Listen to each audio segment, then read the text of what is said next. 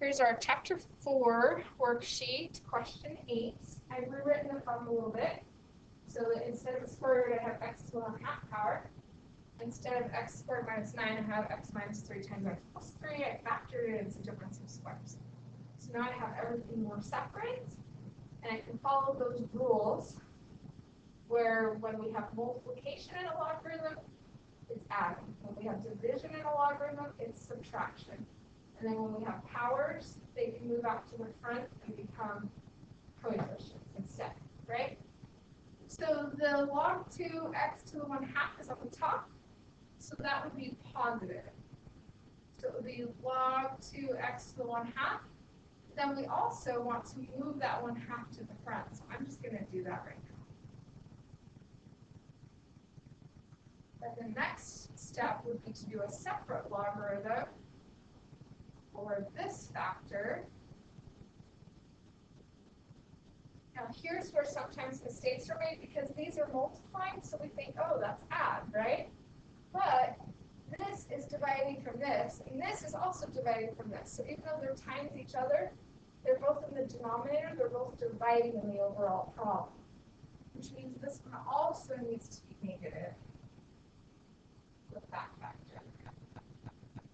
So that would be the proper expansion of this problem.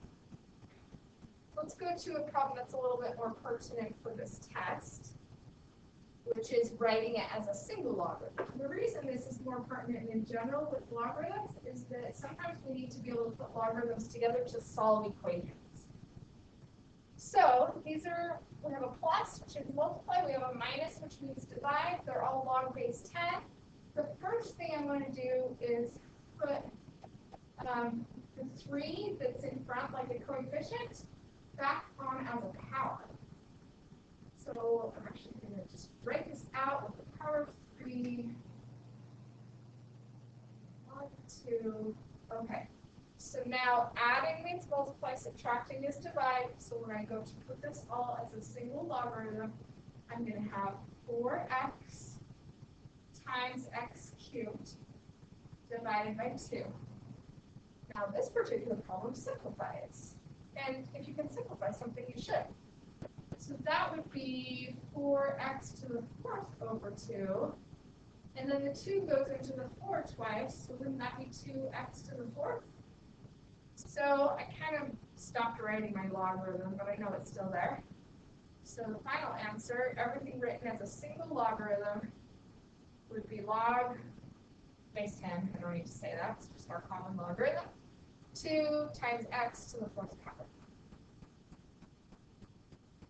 Right?